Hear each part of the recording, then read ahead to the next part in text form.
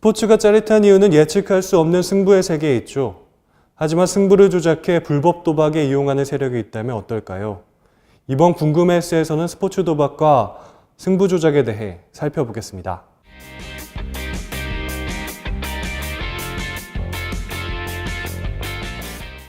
먼저 국내 스포츠 도박에 대해 살펴보겠습니다. 우리나라에서 스포츠 도박은 스포츠 토토 이외엔 불법입니다. 2001년 도입된 스포츠 토토는 국내 프로축구를 시작으로 농구와 야구, 골프, 배구 등으로 확대됐습니다.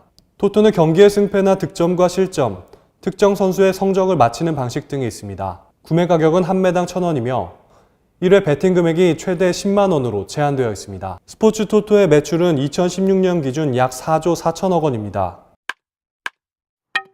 스포츠 토토는 경기를 분석하면서 즐기는 레저의 성격을 지니지만 큰 돈을 노리는 불법 스포츠 도박은 얘기가 다릅니다. 불법 스포츠 도박은 토토와는 달리 국내외를 막론한 여러 종목과 다양한 경기 상황에 돈을 걸 수 있습니다. 베팅에게도 제한이 없고 배당률도 높아 강한 중독성과 사행성을 조장합니다. 우리나라의 불법 스포츠 도박 시장은 2016년 기준 약 21조 8천억 원 규모로 스포츠 토토의 약 5배에 달합니다. 하지만 해외에 서버를 두고 운영되고 있으며 가입자의 신상 정보를 상세하게 확인하기 때문에 단속이 어렵습니다.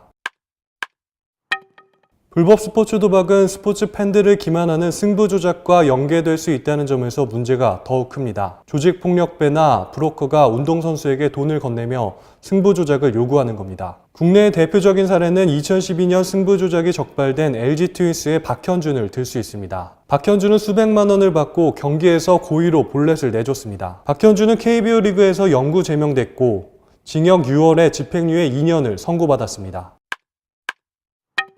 최근에는 NC 다이노스 이태양의 승부 조작이 있었습니다. 이태양은 2015년 브로커에게 2천만 원을 받고 4경기에서 볼넷과 실점을 고의로 내주는 승부 조작을 했습니다.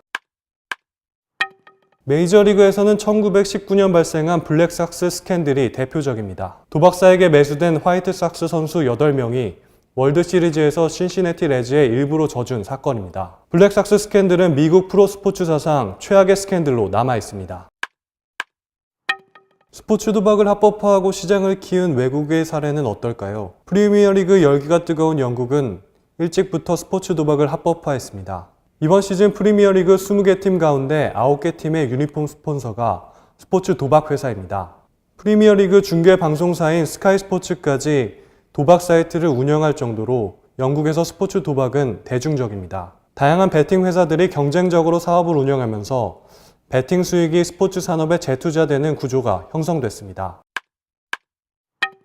미국은 1992년 도입된 프로 아마추어 스포츠 보호법에 따라 4개 주를 제외하고는 스포츠 도박이 금지되어 있었습니다. 하지만 미국 대법원이 지난해 스포츠 도박을 불법으로 규정한 연방법을 위헌이라고 판단하면서 스포츠 도박이 사실상 합법화됐습니다. 그 전까지 미국의 불법 스포츠 도박 시장은 약 1,500억 달러, 우리 돈으로 160조 원 규모로 추정되고 있습니다. 160조 원이 음지에서 양지로 나오게 되면 미국의 각주 정부는 세금으로 재정을 확충할 수 있고 미국 스포츠 산업 발전에도 도움이 될 것이라는 전망이 나오고 있습니다.